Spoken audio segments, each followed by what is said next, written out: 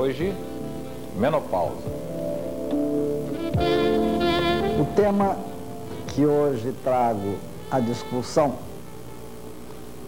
é de extrema atualidade. É a menopausa. Talvez que dos últimos 5 anos, nenhum assunto tenha merecido mais discussão, controvérsia, paixão, celeuma do que este. Para discuti-lo, tive a honra de convidar, e aqui estão conosco, Dr. Flammarion Dutra, reumatologista dos mais conceituados no Rio de Janeiro, Dr. Paulo Canella, velho companheiro de muitas jornadas, especialista dos mais conceituados, particularmente neste tema de endocrinologia, por que não? Para conosco refletir, discutir e emitir opinião a respeito do que pensa hoje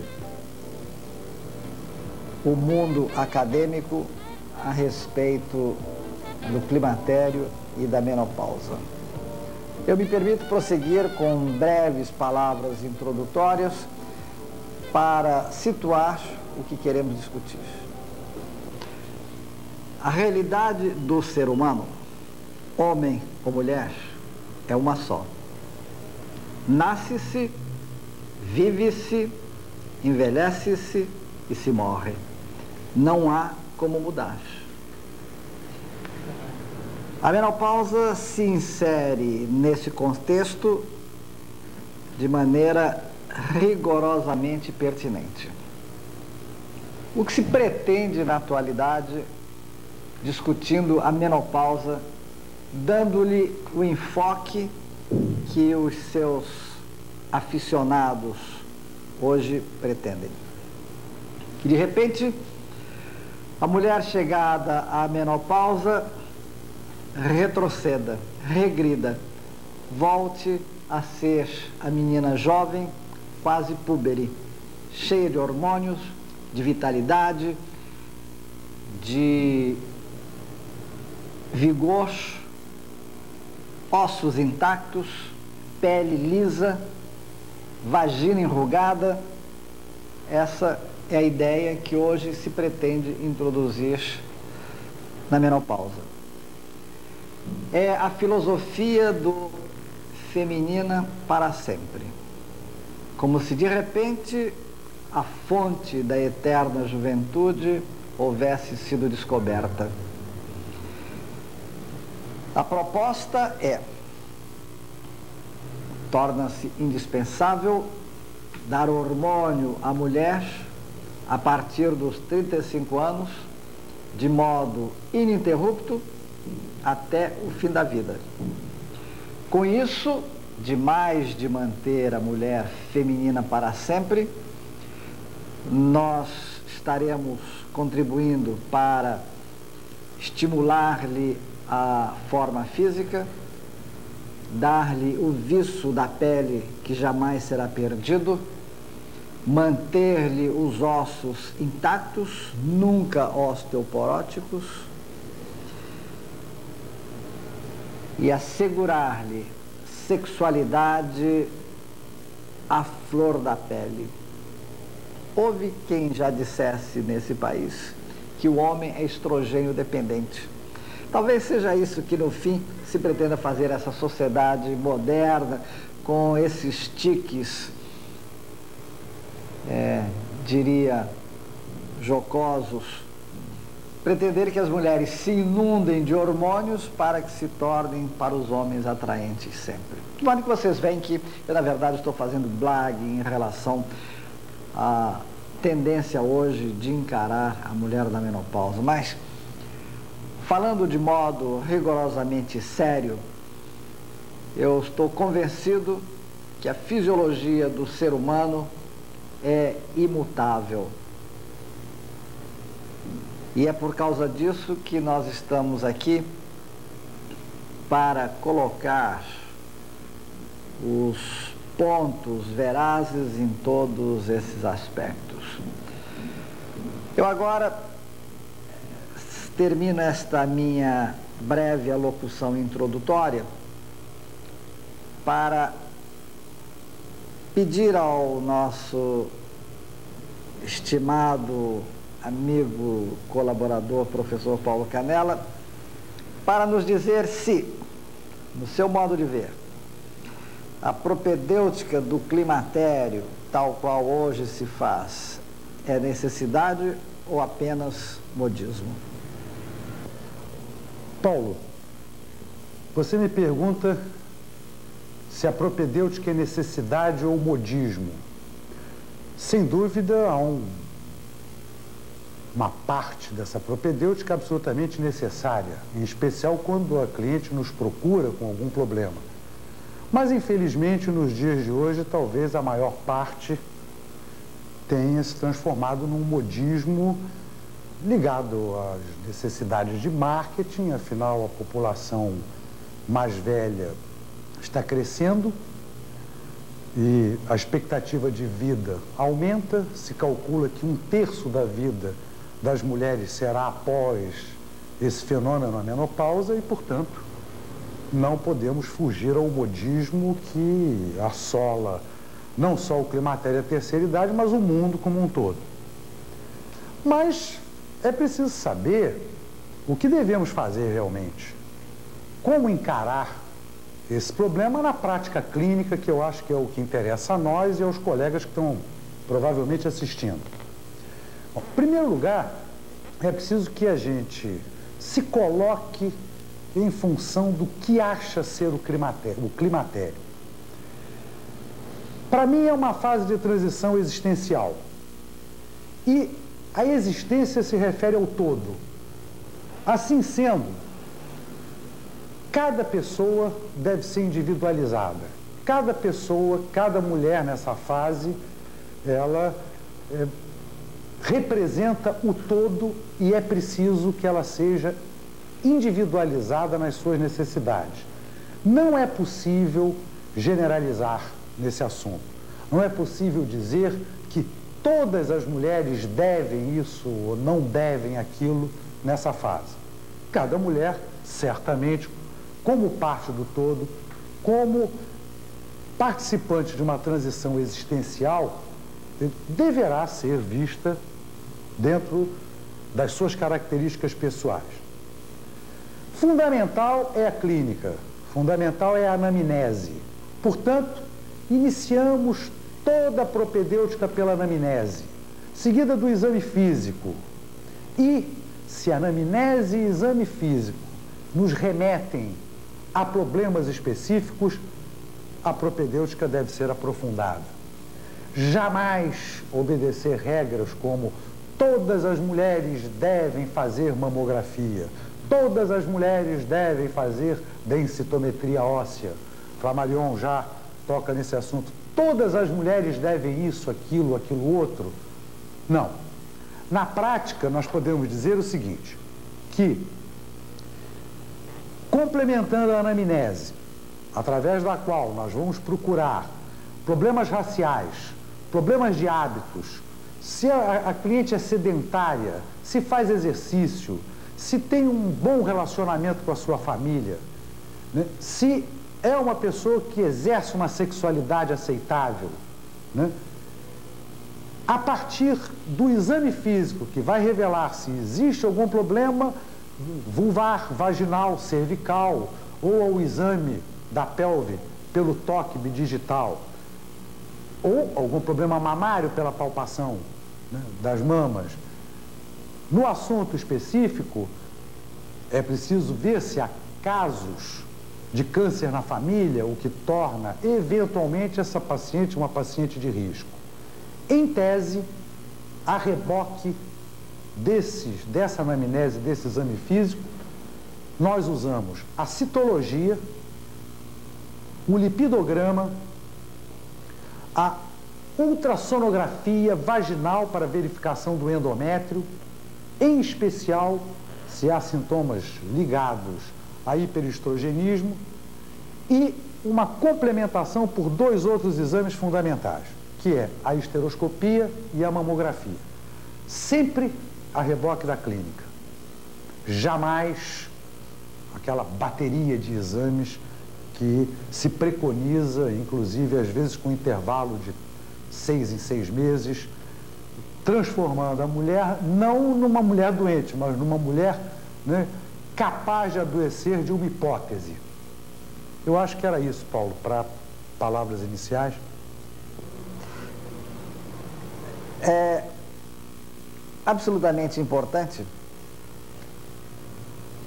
salientar o que o Paulo acabou de dizer a respeito da individualização. E a esse propósito, eu não posso me furtar de relembrar uma consulta de menopausa que tive há algum tempo atrás em meu consultório. Chega-me uma senhora de seus 50 anos aproximadamente, com a queixa dos tormentos que a menopausa lhe estava trazendo. Dizia-me ela que estava irascível, choros permanentes, insônia incurável, irritabilidade incontrolável e que a menopausa estava sendo um pesadelo. Conversa vai, conversa vem. Pergunto-lhe eu sobre a vida naquele instante. Ela então desata a chorar e confidencia-me: doutor, minha vida tornou-se um inferno. Meu marido é o maior sedutor da face da terra. A última que me aconteceu foi pilhá-lo na cama com a empregada, de modo que meus filhos, diante disso, exigiram que eu me separasse dele. Mas eu fiquei muito penalizada porque ele anda enfermo, está sofrendo do coração, talvez tenha que operar-se, e eu hesito. Mas, por insistência dos meus filhos, eu resolvi procurar o advogado.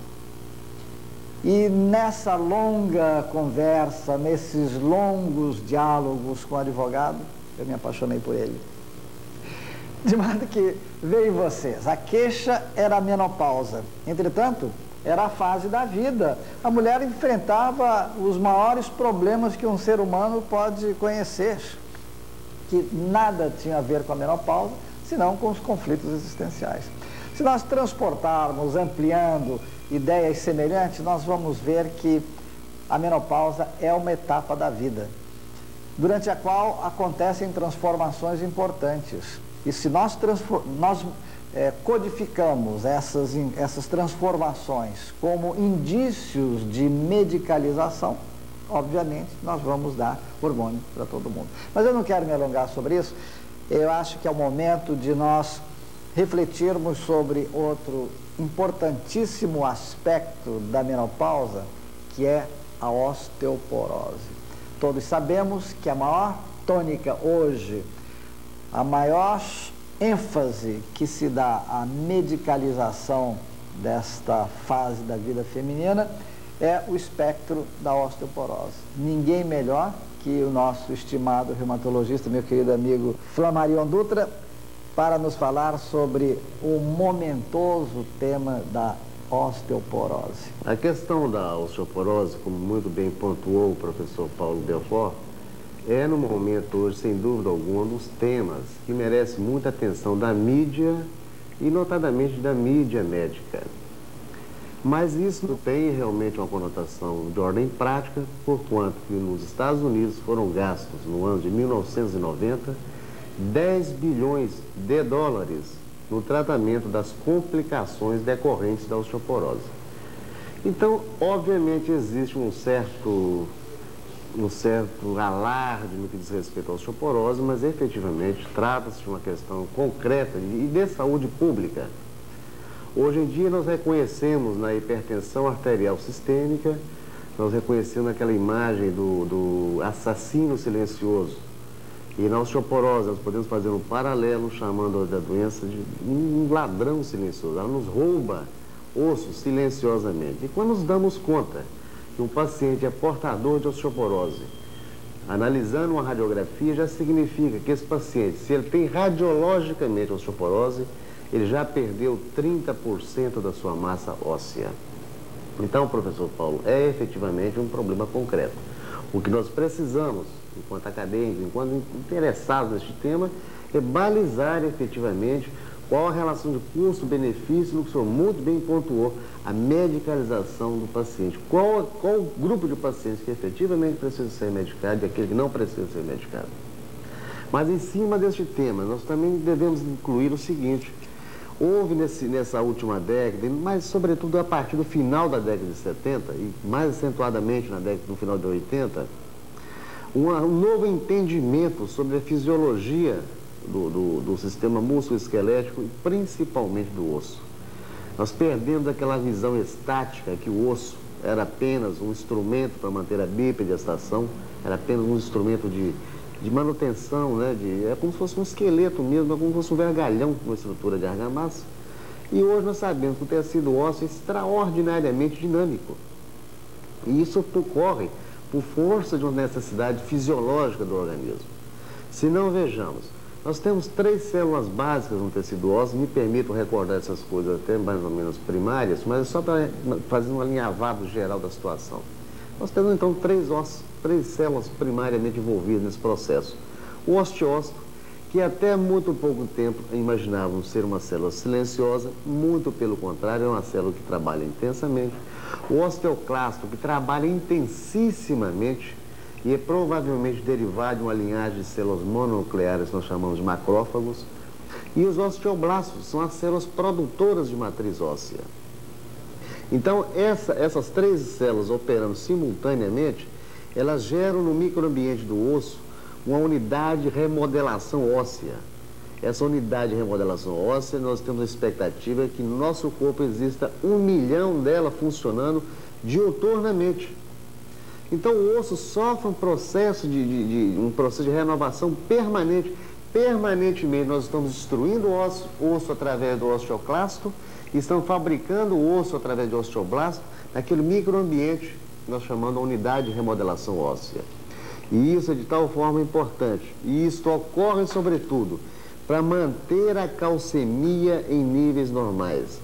A calcemia, a dosagem do cálcio no sangue, ela tem os parâmetros de variabilidade muito curtos, muito estreitos. O cálcio, como todos nós sabemos, no sangue ele tem que estar a 4,5 miliequivalentes por litro a 5,5 miliequivalentes por litro. Se tiver a 4 miliequivalentes por litro, o paciente pode entrar em tetania por hipocalcemia. Se tiver a 6 miliequivalentes por litro, já pode entrar em letargia por hipercalcemia. Então, essa pequena faixa de variação do cálcio é o suficiente para deflagrar toda uma sinalização na economia e mobilizar tanto o osteoclasto e o osteoblasto para que mantenha essa calcemia em níveis normais. E no decorrer da idade, e sobretudo na mulher menopausada, esse processo sofre um incremento muito grande a partir do momento que ela perde bruscamente a sua capacidade de fabricar estrogênio. Ou seja, então ocorre uma aceleração do trabalho do osteoclasto, porque essa mulher subitamente passa a perder muito cálcio também pela urina. E nós não podemos ter variabilidade de cálcio. Então, hoje, o novo conceito que nós estamos empenhados em produzi-lo na prática médica é que o esqueleto funciona, na verdade, como um banco de cálcio.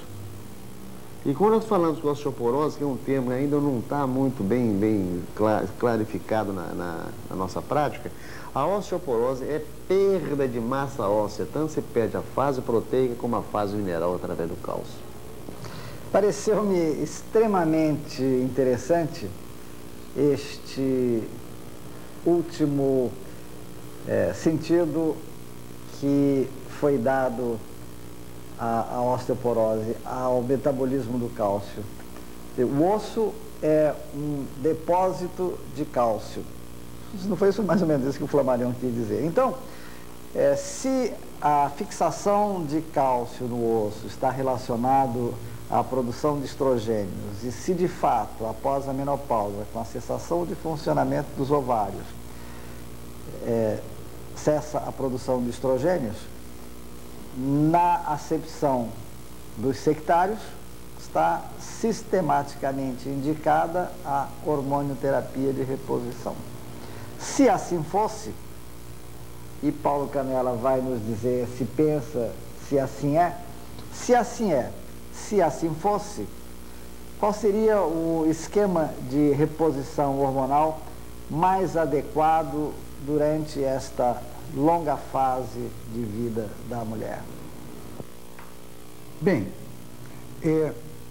na verdade, a literatura nos fala de uma série de esquemas que devem ser aplicados em parte de acordo com o gosto do médico e em parte de acordo com determinadas técnicas invariavelmente ligadas à aceitação da cliente. Um dos grandes problemas que os estrogênio-terapistas têm é com a continuidade, né, do tratamento. A maioria das mulheres toma durante algum tempo e depois não quer mais usar, possivelmente porque não vê os benefícios que, pelo menos sonhou, né, que pudesse advir do uso desses hormônios.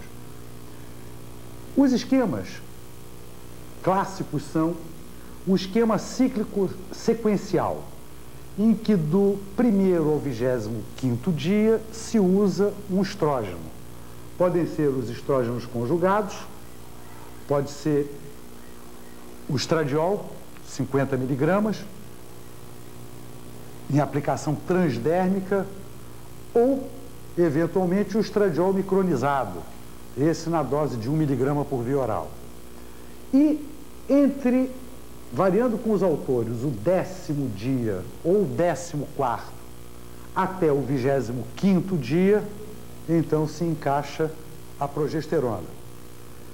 Os progestogênios mais usados são a medroxiprogesterona, o acetato de medroxiprogesterona, na base de 10 miligramas ao dia, a noretesterona, 0,35 miligramas ao dia, o levonorgestrel, um velho progestogênio muito usado nas pílulas, e a progesterona micronizada, 200 miligramas, que talvez, embora não muito fácil à disposição no comércio, seria talvez o progestogênio com ação, digamos assim, mais natural. Além disso, se preconiza o esquema cíclico combinado. O esquema cíclico combinado pressupõe uma associação diária, né, de estrogênio e progesterona do tipo da pílula, do 1º ao 21º dia do ciclo. Também se fala de um esquema contínuo. Nesse caso, a semelhança também da pílula combinada, né, se mantém o uso de associação estrogênio-progestínica diária, mas ininterruptamente, diferente da situação anterior em que se faz um intervalo no 21º dia. E, finalmente, há um esquema de progestogênio, de estrogênio contínuo e progestogênio, né, cíclico. Nessa situação, se usa os estrogênios durante aproximadamente 70 dias e se encaixa, se associa, né, durante 10 dias a intervalos variáveis de acordo com a experiência. Tem aí os senhores o que os estrogênio-terapistas fazem. É evidente que isso tudo deve ser muito bem controlado, com uma série de exames, né, em especial para se prevenir as eventuais implicações quanto aos malefícios ou os riscos do uso dessas substâncias. Por falar em risco, é bom que a gente assinale logo uma coisa muito importante, que a esmagadora maioria dos trabalhos atuais, né, procura provar exaustivamente que, pelo contrário, o uso dessas associações protegem a mulher. Certamente esses trabalhos são dignos de confiança e são verificados através de acompanhamento clínico. A única coisa que eles não levam em consideração são os saberes básicos a respeito da ação do estrogênio e da progesterona sobre a mama, em especial o estrogênio e progesterona, e o endométrio, em especial o estrogênio. Quer dizer, sabemos que estrogênio faz proliferar ductos na mama e que progestogênio faz proliferar ácinos. Sabemos que o estrogênio tem uma ação intensa sobre o endométrio, felizmente contrabalançada nessa terapia de reposição pela ação da progesterona. Na prática, apesar disso, eu devo declarar que tenho uma postura totalmente diferente. Eu acho que esses ensinamentos são preciosos para o clínico. No entanto, eu só administro estrogênio em função de sinais clínicos de hipoestrogenismo, em função de fogacho, em função de redução da lubrificação vaginal e principalmente de colpite senil, que eventualmente é aquilo que traz a cliente à consulta.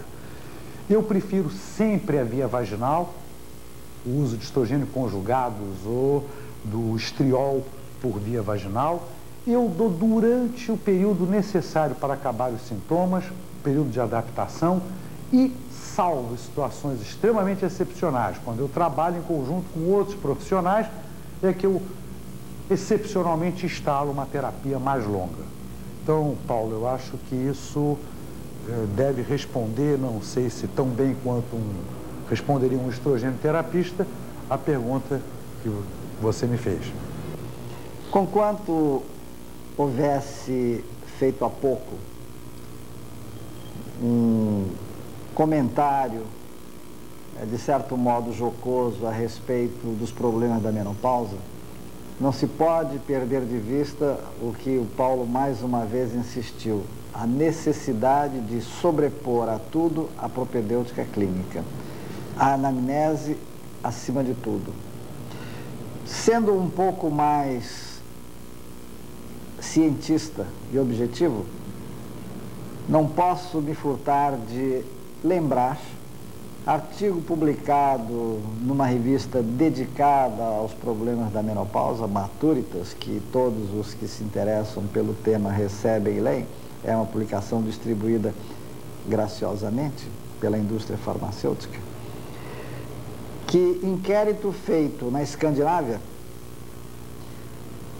com um número significativo de pacientes e relacionando 50 itens habitualmente ligados ao climatério e à menopausa, 2 apenas resistiram como iniludivelmente relacionados a ela: ondas de fogacho e secura vaginal. Todos os demais estão ligados ao contexto cultural, socioeconômico, psicológico, educacional, ancestral e tudo mais que se queira. De modo que, se os problemas são múltiplos, eles vão depender ou vão estar relacionados muito mais à circunstância de vida, ao contexto cultural em que a pessoa se desenvolveu, do que a menopausa em si. Nunca será demais salientar esses aspectos para mostrar que nós estamos falando de um fenômeno fisiológico pelo qual todas as pessoas vivas têm que passar. Mas eu acredito que nós, a despeito de tudo que o Flammarion já nos ensinou, precisamos conhecer e transmitir a vocês um pouco mais dessas peculiaridades do metabolismo ósseo. Por isso eu peço outra vez ao Flammarion que nos elucide um pouco mais sobre este complexo e formidável metabolismo do cálcio, dos ossos ao longo da vida e nessa fase que nos interessa. Retomando a questão da osteoporose, eu acho que nós poderíamos, professor Paulo, num primeiro momento, definir com mais clareza o que nós entendemos como osteoporose hoje, como doença estabelecida.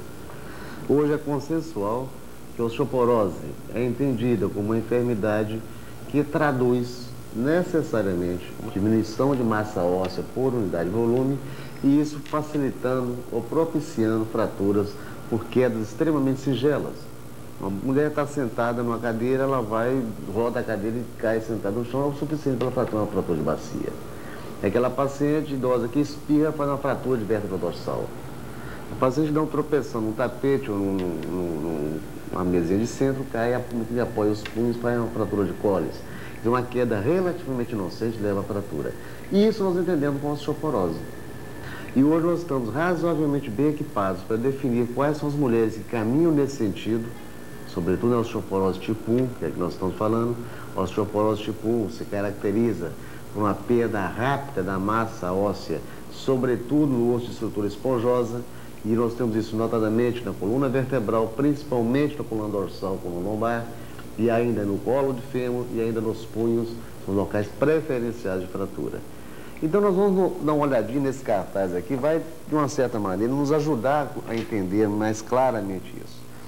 Aqui nesse ponto mais acima, nesse quadrado de cima, nós temos um osso esponjoso normal. Vamos imaginar que isso aqui seja um segmento normal de uma vértebra. Vocês vejam que as trabéculas ósseas são bem constituídas, são fortes, rígidas, e todas elas ligadas umas às outras. Ao passo que nesse exemplo aqui, nesse quadro aqui debaixo, nós vemos as trabéculas adelgaçadas e muitas delas perderam o contato com a outra. São como se fossem microfraturas, e o termo exato é esse, microfraturas dessa estrutura trabecular. Isso aqui é um osso osteoporótico. Esse é um osso magro. É o osso que tem uma redução na sua massa por unidade de volume. Isso fica muito claro. Se compararmos a possibilidade de massa óssea aqui, o osso osteoporótico, com a possibilidade de massa aqui, nós temos nitidamente a sensação que aqui tem mais massa óssea do que aqui. E é muito mais, é razoável admitir que uma fratura aqui seria certamente mais difícil que uma fratura aqui só localizada nessa região. E quais as mulheres que caminham nesse sentido? Obviamente que nem todas. Não seria uma catástrofe universal. Efetivamente, existem alguns indicadores, até mesmo alguns marcadores genéticos em cima dessa área, que predizem com razoável margem de acerto qual a paciente que vai caminhar nesse sentido. E certamente vai caminhar nesse sentido aquela mulher que perde muito osso após a menopausa. Quando ela cessa a sua produção de estrogênio, ela acelera o trabalho do osteoclasto, porque a paciente passa a ter necessidade de osso na circulação, porque ela perde também muito osso. Então, no que ela deixa de fabricar o estrogênio, o osteoclasto, ela tenta repor aquela perda de osso através da destruição da massa óssea, por isso o osso emagrece. Então, para manter a calcemia nos seus níveis normais. E vejamos que isso é real pelo seguinte: após os 50 anos, certamente a nossa atividade física diminui, né? O sedentarismo se apodera da pessoa, a pessoa passa a tomar menos sol, modifica seus hábitos alimentares, ele passa a comer menos proteína, menos cálcio de modo geral, não raro ele entra no processo de dieta, enfim, modifica completamente, né, o seu approach de cálcio no organismo. E novamente nos valemos então do banco de cálcio, que é um tecido ósseo. E é uma imagem boa essa do banco de cálcio pelo seguinte: até os 35 anos nós acumulamos tecido ósseo e acumulamos, portanto, cálcio.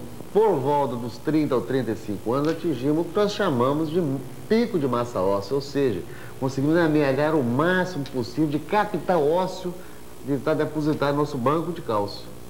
E a partir daí, perde-se lentamente uma proporção de 0,5% a 1% de massa óssea ao ano. Quando a mulher chega na menopausa, essa perda chega a 4% ao ano.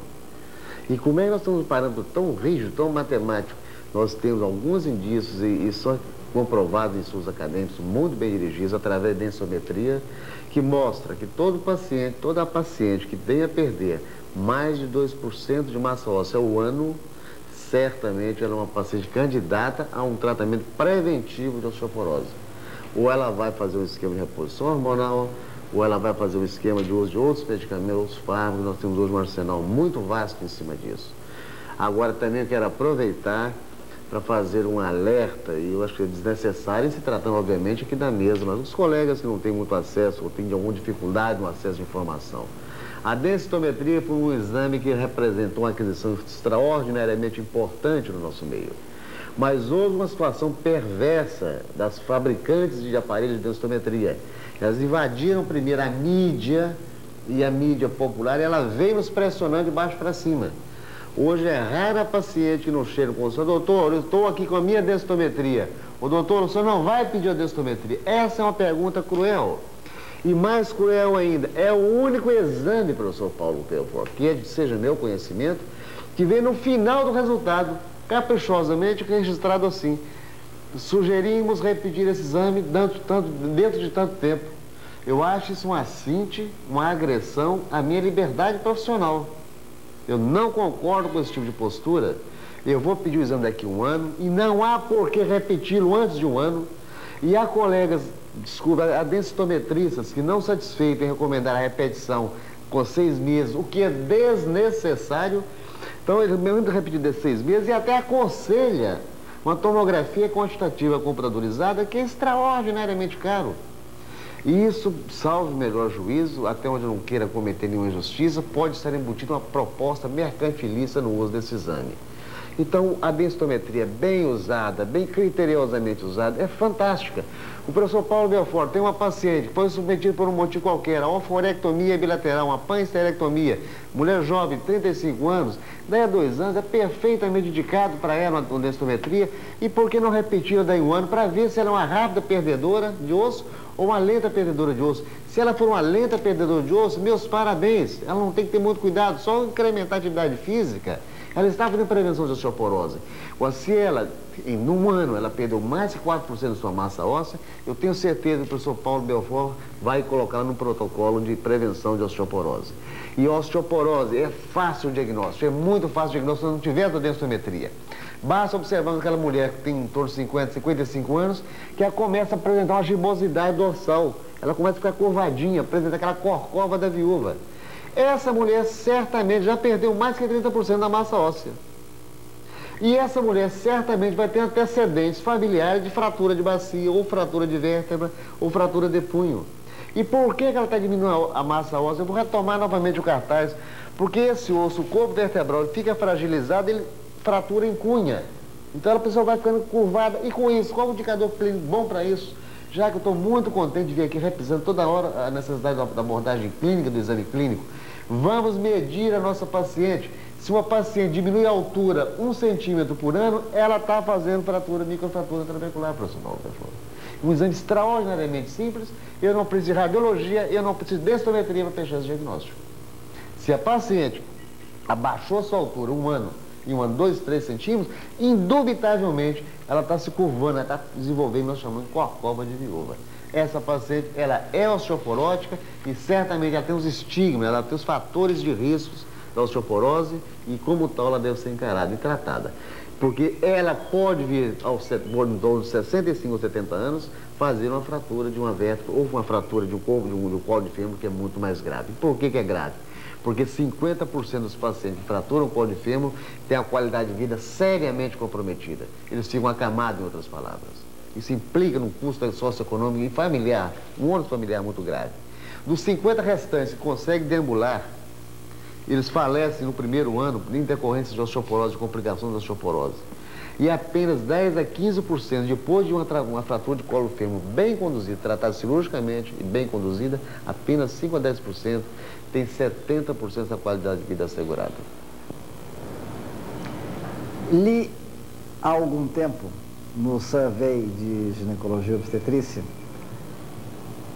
nos comentários que o editor da revista faz a propósito dos resumos apresentados, e era um resumo de artigo relativo à osteoporose, que concluía o comentarista assim dizendo: como identificar as pessoas candidatas a vir a ter osteoporose? Depois de analisar todos os procedimentos, achando que nenhum deles era suficientemente fidedigno. Se a melhor solução será: vá à sala de espera. Observe as suas pacientes que lá estão. Aquela magrinha, pequenininha, franzina, que fuma um cigarro atrás do outro, talvez seja essa a candidata. De modo que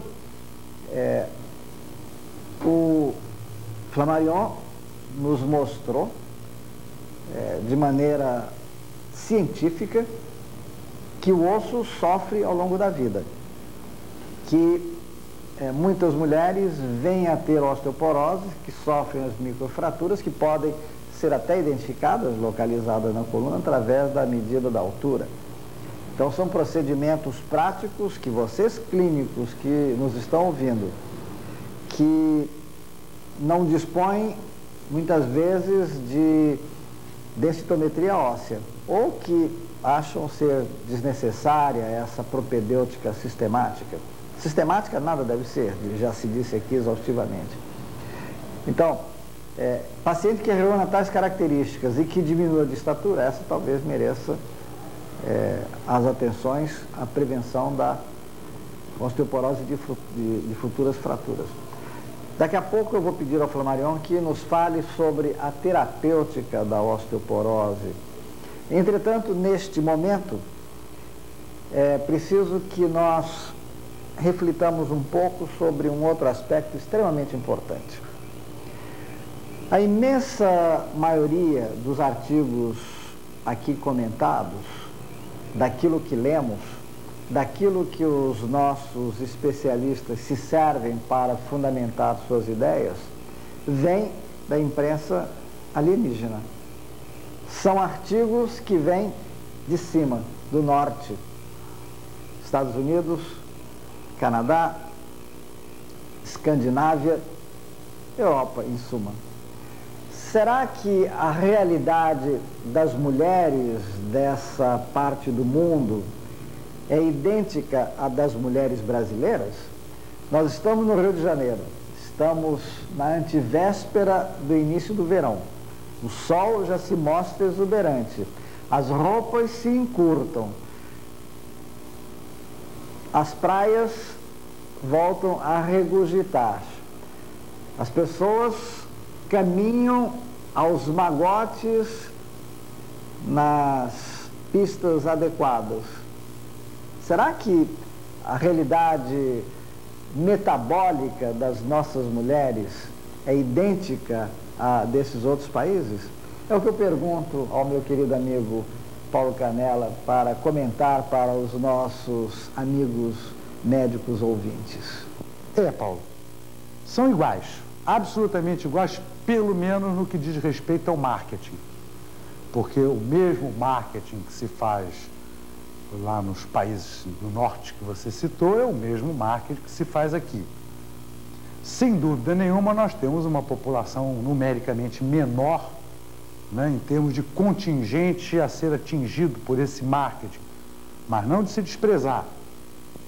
No Brasil, em 1990, 13% da população, 18% da população feminina estava acima, na faixa etária acima de 45 anos, um total de 13.446.000 mulheres. Pois bem, projeta-se para o ano 2000 18.823.000 mulheres nessa faixa. Vejam que, mesmo que nós expurguemos as pobres mulheres que atendemos, você, Paulo, na Santa Casa e eu lá no Instituto de Ginecologia, nós ainda teremos um razoável mercado. Portanto, nisso elas são iguais. No entanto, nós temos algumas diferenças fundamentais. Primeiro, nas probabilidades de terem doenças. Sem dúvida, a osteoporose e a doença cardiovascular é muito mais prevalente nos Estados Unidos do que aqui entre nós, né? Somos diferentes também em relação ao poder aquisitivo. O poder aquisitivo de uma mulher, né, nessa faixa etária nos Estados Unidos é muito maior. Outra diferença fundamental. Por exemplo, ainda agora o Flammarion disse como são altos os gastos com tratamento de fraturas. No entanto, eu fiz um cálculo aproximado, né, se nós tivéssemos que atender esses 18.823.000 mulheres no Brasil, né, fazendo prevenção como querem os estrogênio-terapistas com a terapia de reposição hormonal. Bem, isso só em relação ao hormônio. Essa terapia de reposição hormonal na base de 0,625 miligramas de estrogênio conjugado por dia, durante 20 dias ao mês, seria necessário pouco mais de 2 toneladas por ano. Se acrescentássemos o progestogênio, a medroxiprogesterona 10 miligramas por dia, por exemplo, seria necessário 16 toneladas de medroxiprogesterona. O cálculo seria de mais ou menos 91.428.570 dólares por ano para fazer prevenção com terapia hormonal de reposição. Como já disse o meu querido amigo Luquinhas Machado, isso é coisa para mulher rica. Não estou fazendo fofoca, ele disse isso numa mesa redonda na minha frente e me repetiu. Terapia de reposição hormonal é para mulher rica, não é para mulher pobre. E realmente não é. Lá no Instituto de Ginecologia eu desenvolvo uma forma objetiva de cuidar dessas mulheres, ou então estamos esperando. Acrescente-se a isso mamografia, densitometria talvez de 6 em 6 meses, quem sabe, apesar da loucura, e uma série enorme de outros exames. A outra diferença fundamental entre as mulheres de lá e as de cá é que nós temos sol, nós temos exercício, nós temos uma dieta relativamente pobre em proteína. Aliás, a dieta rica em proteína é um dos grandes problemas ligados como fator capaz de produzir osteoporose, por exemplo. E, além de tudo, né, lá as mulheres podem fazer essa dita prevenção armada, que, no meu modo de ver, deve ser vista com muito cuidado, porque toda prevenção traz embutido em si a necessidade de uma verificação da relação risco-benefício. E prevenção desses problemas, eu talvez esteja me superpondo a você, Flammarion, mas é óbvio isso. O que é? É exercício, é redução do estresse, é sol, é dieta adequada, é exercício da sexualidade e não hormônio. Então essas são algumas das diferenças. Se eu esqueci alguma, Paulo, eu volto ao assunto. Bom, diferenças, vocês viram as A. Mas eu creio que, a despeito da diferença, nós devemos insistir um pouco mais na osteoporose. Possibilidade de identificar o risco de vir a ter osteoporose, Flammarion nos ensinou. Essas pacientes que estão em risco de vir a ter osteoporose, elas estarão tratadas meramente com ar livre, exercício, alimentação adequada? Isso basta? Ou, enfim, que tratamento devemos dispensar a essas pacientes é o que Flammarion nos dirá agora. A questão do tratamento da osteoporose, uma vez identificada, aquelas pacientes que necessitam efetivamente de um acompanhamento de tratamento efetivo em cima disso, antes, o professor Paulo Belfort colocou muito bem claramente, antes de exercitarmos a medicalização, nós vamos retomar a questão um pouco anteriormente, vamos render uma homenagem a Kenneth Cooper, quando ele introduziu a prática do jogging no mundo inteiro. E aqui no nosso país, graças ao capitão Coutinho, falecido, este até técnico de futebol, né, que introduziu essa prática do jogging. Isso tem sido, sem dúvida alguma, o maior objeto de prevenção de doença cardiovascular e de osteoporose no mundo inteiro. Corre-se nas praias do Rio de Janeiro, corre no Mediterrâneo, corre na Europa, enfim, o mundo inteiro está correndo, isso é absolutamente saudável.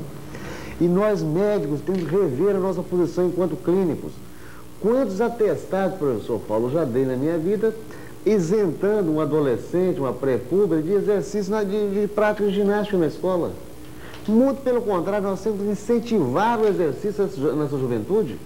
Nós não podemos, não podemos ficar mais fazendo essa política de paternalismo, não. Pelo contrário, nós temos que estimular a prática de ginástica e, sem dúvida alguma, fortalece o esqueleto ósseo, faz com que essa criança, essa adolescente, venha a ter um bom banco de cálcio. Então, isso é fundamental. Retomando na mulher de risco, a prática do exercício tem que ser estimulada também. São, sobretudo, os exercícios contra a gravidade, né? Quais são esses? Mais simples, a caminhada. Todo mundo pode fazer uma caminhada. Caminhar 40 minutos por dia ao sol é uma excelente prática. Quem tiver acesso à bicicleta, morar na orla da lagoa, na ciclovia, fantástico, a bicicleta é muito bom. Mas o caminhar, volto a insistir, é o suficiente. A natação, por curioso que pareça, a natação não auxilia na prevenção da osteoporose. Mas qualquer ginástica, tipo essa ginástica aeróbica, ou mesmo a ginástica, essas do ginásio baixo impacto, ou jazz, ou balé, são extremamente salutares, desde que não se faça, não sejam exercícios extenuantes. Chega um paradoxo tal que o maratonista desenvolve a osteoporose porque faz supressão estrogênica. Então a mulher maratonista, curiosamente, ela desenvolve estrogênio. Bom, a mulher fez esse programa, então submeteu-se a esse programa de atividade física, de uma alimentação adequada, que seja moderada no hábito de fumar, que seja moderada na ingesta de bebida alcoólica, são todos fatores que aceleram a perda de massa óssea. A questão da medicalização da osteoporose. É óbvio que temos que individualizar cada caso. A literatura internacional sinaliza que um bom número de pacientes certamente se beneficiarão com a terapia de reposição hormonal. Seja com o uso de estrogênio, seja estrogênio combinado com progesterona, seja a timolona. Mas eu não tenho qualquer experiência com o manuseio desse tipo de droga. Eu acho que isso é feito ao ginecologista e acredito que a mulher osteoporótica, no primeiro momento, ela tenha que ser cuidada por um ginecologista. Eu acho fundamental esse aspecto. Quando a paciente, por um motivo ou por outro, não tem tolerância ao estrogênio, nós vamos preferencialmente usar nela, prescrever-lhe o uso de calcitonina de salmão, é o que mais mundialmente se usa, combinada com cálcio. Aliás, a suplementação dietética de cálcio entra também na reposição estrogênica. Então, seja o cálcio, seja a reposição hormonal, seja a calcitonina, sempre combinar com a reposição dietética de cálcio. Dietética e até mesmo de cálcio medicamento. Se o paciente não tiver, por algum motivo ou por outro, não tiver chance de usar a calcitonina, existe uma janela terapêutica que não podemos usar fluoreto de sódio. O fluoreto é a única possibilidade que nós temos de estimular diretamente o osteoblasto a produzir matriz óssea. Mas alguns trabalhos muito interessantes mostram que o osso formado por estímulo do fluoreto, apesar de ser um osso de boa consistência, né, é um osso que fratura mais facilmente, parece que a arquitetura não é preservada, tal como fosse o osso de Paget. Então o osso ele tem ganho efetivo de massa óssea, mas fica um osso vulnerável. Então o fluoreto está sendo reestudado. E mais recentemente, as coisas estão caminhando para nós usarmos, talvez, por engenharia genética, alguma fração do hormônio paratiroidiano. Talvez venhamos a usar algumas coisas de hormônio de crescimento, umas coisas muito interessantes desse lado. E às vezes até usar mesmo alguns moduladores de imunológicos, tipo o fator de crescimento, não o hormônio do crescimento, mas sim fator de crescimento e algumas citocinas que pudessem efetivamente estimular o osteoblasto a produzir matéria óssea. O campo está em aberto, nós não temos ainda um protocolo, não existe no mundo um protocolo fechado para o tratamento da osteoporose. Nós temos consciência que o quadro deve ser tratado, e poucos doentes precisam ser tratados mais coercitivamente. Porque se houver fratura daquela trabécula, professor Paulo, é óbvio que não há como tratá-la mais. Nós podemos ser muito, coibir que outras trabéculas venham se fraturar, mas não conseguimos consolidar aquilo. Então não podemos chegar naquele estado. Isso é consensual. Mas qual o caminho que nós vamos atingir essa meta que está por ser definida? Estamos nos aproximando do fim desta nossa mesa redonda. Entretanto, há três tópicos que julgo indispensáveis comentarmos: a sexualidade, a contracepção e a gravidez.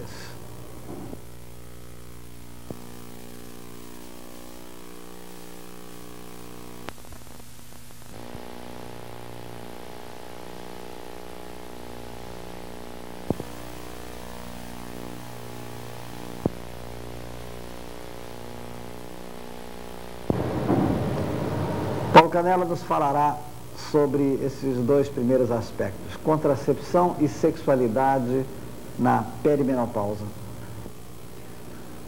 Bom, em primeiro lugar, nós não devemos esquecer, né, que climatério não pode ser considerado uma doença. É uma fase de transição na qual incidem várias doenças com uma certa prevalência, mas ele em si não é doença e, portanto, é preciso que o médico compreenda os problemas ligados à sexualidade de sua cliente e a consequência mais ou menos comum e frequente, pelo menos durante o menacme, do exercício da sexualidade, que é uma gravidez. Em primeiro lugar, o exercício da sexualidade numa mulher nesta faixa etária depende de toda a sua vida anterior.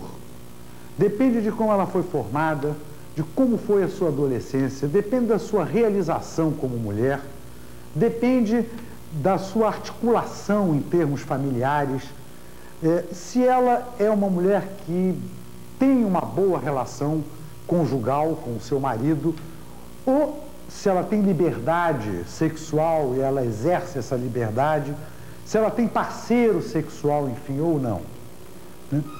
Certamente, ela vai ter algumas modificações mais ou menos conhecidas. Sabe-se que o orgasmo costuma ser de intensidade semelhante, porém leva mais tempo a mulher nesta faixa etária para atingi-lo. Assim como a lubrificação, que se fazia durante o menacme com uma razoável rapidez, agora é mais lenta. E nem sempre essas coisas combinam, porque com frequência a relação sexual se faz com um homem que já não tem muita paciência para brincos sexuais.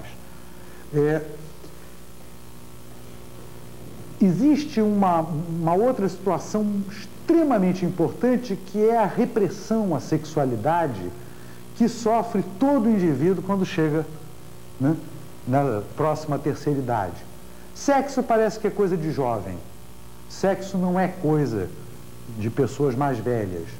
E, na verdade, nessa faixa etária, a sexualidade está se exercendo muito mais para o lado do eros urânea, do eros celestial. Quer dizer, a sexualidade é vivida pela construção das coisas úteis, das coisas belas e boas da vida, e menos para o lado pandêmico, para o lado popular do eros ou da Afrodite popular, como nos ensinava lá o Platão no banquete. Então, é preciso que o exercício da sexualidade seja alguma coisa que ultrapasse pura e simplesmente aquela fase erótica clássica, né, do adolescente e do homem em plena menacme. Se o indivíduo quer voltar àquela fase, é evidente que vai ter problema, e não há doutor, nem médico, nem hormônio, nem exercício que resolva esse tipo de problema.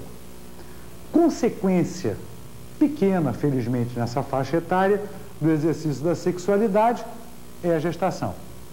E essa gestação realmente se dá como algo excepcional nessa época. A fertilidade é mais baixa, os ciclos anovulatórios são mais frequentes, de forma que métodos não tão, né, rigorosos e não tão importantes em relação ao controle da natalidade podem ser perfeitamente empregados. Mesmo assim, nessa faixa, a indicação precípua, desde que a mulher já tenha tido a sua prole, é o uso do dispositivo intrauterino, o uso do diafragma de controle da própria mulher, ou o uso da camisinha, desde que o marido seja um colaborador. Processos definitivos não se compreendem nessa fase, porque não se vai operar ninguém para fazer esterilização, que aliás não tem nada a ver com contracepção, por uns poucos anos de vida, embora alguns colegas até indiquem. Eu acho, Paulo, que é mais ou menos por aqui. Na vida, como na agricultura, há época de plantar e de colher. Ter filho ao entardecer, no ocaso da fertilidade, não me parece sensato. Longe de mim, entretanto, impedir que quem quer, deseja engravidar tardiamente, o faça. Entretanto, não é a época correta. Mostra a experiência, diz a literatura, que a idade ideal de procriar situa-se entre 18 e 30 anos. Antes é cedo demais, depois começa a ficar tarde. Que dizer das gestações havidas hoje na pós-menopausa? As ideias de Santinori, este circunspecto obstetra italiano, que engravidou uma inglesa aos 58 e uma italiana aos 62, são certamente exageradas. Ser avó, ou ser mãe, quando se devera ser avó, não me parece das melhores coisas. De modo que eu simplesmente sugiro que nós sejamos sensatos. Mas ainda sabendo que engravidar tardiamente exige quase sempre óvulos de doadoras, o que torna a coisa mais complexa. Então, mais uma vez, como Paulo há pouco dizia, mencionando Lucas Machado, isso é coisa para gente rica, não é para gente pobre. De modo que, eventualmente, em casos absolutamente excepcionais, pessoas com posses que, por um capricho, por situações absolutamente peculiares, pretendem engravidar nessa idade, paciência. Mas certamente não é indicado. E com isso, nós chegamos ao fim desta nossa questionável discussão sobre menopausa. Eu, antes de encerrar, dou a palavra aos meus estimados colaboradores, Dr. Paulo Canella, Dr. Flamario Dutra, para darem suas últimas opiniões a respeito do tema. Tentando fazer uma síntese, discutindo de um clima extraordinariamente saudável, eu não queria deixar de agradecer ao professor Paulo Belfort a oportunidade de um convívio tão amável com duas pessoas tão expressivas, numa conversa franca, leal, sem estrelismo. Foi fantástico isso. Diz respeito à osteoporose, eu queria continuar aquela linha que o professor Paulo Canella havia citado e lembrar o seguinte, nós hoje temos que trabalhar com expectativa de vida um pouco mais alongada. Na América, no ano de 2015, a expectativa de vida será de 90 anos. Então a mulher viverá metade da vida dela menopausada. E são dados que nós temos que refletir sobre isso. E nesta mesma época, no ano de 2015, pelo anuário do IBGE, nós teremos 34 milhões de idosos no país. 34 milhões de pessoas acima de 65 anos. Isso equivale hoje a um pouquinho maior que a população na Argentina. Então, é um dado concreto. E, sobretudo, se nós imaginarmos a possibilidade, pelo menos da extrapolação, que é viável imaginarmos isso, de 2 em cada 5 pessoas com mais de 65 anos, seja indiferente ao sexo, 2 terão osteoporose.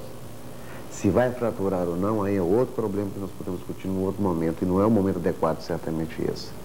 Então, nós retomando a questão da osteoporose, a prevenção é absolutamente importante, passa necessariamente por uma reeducação, por um reencontro de estilo de vida, e onde a ginástica tem um papel preponderante.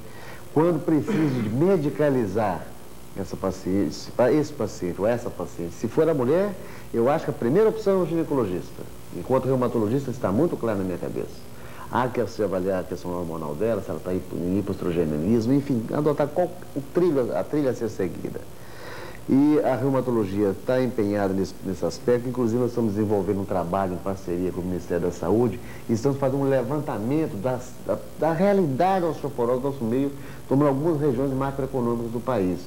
Eu quero ter o privilégio daqui a uns 2 anos de discutir esses dados com uns dados nossos gerados no nosso próprio país. Isso será possível, se Deus quiser, daqui a uns 2 ou 3 anos. E a osteoporose, quando ela chega na mão do ortopedista, lamentavelmente já está fraturada, né? Fica fratura de bacia, e aí as chances de tratamento, de ganho de massa óssea são muito próximas de zero, que fique claro isso. Seja qual for a terapia instituída, é próximo de zero o ganho de recuperação de massa óssea. Mas ainda assim, existe o espaço para tratamento para que não deixar que a coisa se agrave. E os nossos ortopedistas fazemos um apelo para que eles valorizassem a osteoporose. Eles se limitam a colocar a prótese, seja total ou parcial, no quadril, ou pela mesma osteossíntese, e solta o paciente. Não, ele tem que fazer o acompanhamento da osteoporose, ou pelo menos recomendar que esse paciente passe tratamento de osteoporose. Pois senão 2 coisas podem acontecer. Ele vai soltar aquela prótese ou vai fraturar do outro lado do quadril. E eu mais uma vez agradeço a oportunidade de estar aqui presente com vocês. Paulo, eu vou me permitir dizer duas palavras a respeito da doença cardiovascular, da aterosclerose, pelo menos para a gente ter uma informação, se você me permite, lembrar o seguinte, que se controla pelo colesterol total, basicamente. Se esse colesterol está acima de 240, é preciso tomar cuidado. Entre 200 e 240 é um risco leve, e abaixo de 200 seria o ideal. Lembrar que o LDL, né, ficará em níveis corretos até 130 e que o HDL deve ficar acima de 50. Sempre acima de 35, se possível, acima de 50. Além de tudo, devemos lembrar que, mais do que a terapêutica de reposição hormonal, são os cuidados gerais com, né, os fatores de risco da doença cardiovascular que nós devemos nos ater. Eles, pelos entendidos no assunto, né, são divididos em fatores ditos imutáveis, como raça, idade, né, a genética, quer dizer, propensões genéticas e o sexo. O homem tem mais propensão do que a mulher, e os fatores que podem ser mudados. E aí devemos pensar em hipertensão, dislipemia, fumo, diabetes, né? O álcool, sedentarismo, estresse. Segundo os autores, o uso de anovulatórios e principalmente a obesidade. Então, corrigidos esses fatores de risco ditos mutáveis, nós teremos muito mais segurança, pelo menos na minha opinião, do que instalando pura e simplesmente uma terapia de reposição. Para encerrar, Paulo, eu gostaria de dizer que o que me parece mais importante nisso tudo é que o médico não pode, nos dias de hoje, né, ver a cliente, entende? Como alguma coisa que não seja ligada ao todo. Ele não pode fugir disso. Ele não pode, por exemplo, deixar de olhar a cliente clinicamente, que é o que lhe dá a informação desse todo que ela é, para marcar a sua onipotência através de exames complementares que, na verdade, são exames tão falhos quanto, ou mais falhos ainda, do que o exame clínico que ele está fazendo. Houve uma coisa curiosa, o homem, num determinado momento, criou a máquina e aprimorou a máquina. Depois ele ficou, assim, extremamente embevecido com a criação dele e, de repente, ele começou a achar que ele era uma máquina também. Como se ele pudesse criar a ele mesmo. Ele esqueceu que ele transcende a essa posição de máquina. E é realmente trágico quando nós começamos a ver as pobres das mulheres no climatério serem tratadas como se fossem máquinas que estão, né, rateando. Não, isso é uma endocrinopatia, como disse um ilustre doutor. Não, é evidente que isto não é uma doença, isso é uma endocrinopatia fisiológica. Então, são coisas desse tipo que nos deixam. E o pior é que isso é uma ideia antiga. Isso é uma ideia do iluminismo, é uma ideia lá dos velhos tempos, né? Está se desprezando homens como Heisenberg, como Einstein, enfim, homens que aí pela década de 20 começaram a implantar essa mudança que certamente vai levar uns 2 séculos para se fazer. Eu acho que era isso que eu tinha para dizer. Viram vocês que o tema é extremamente controverso.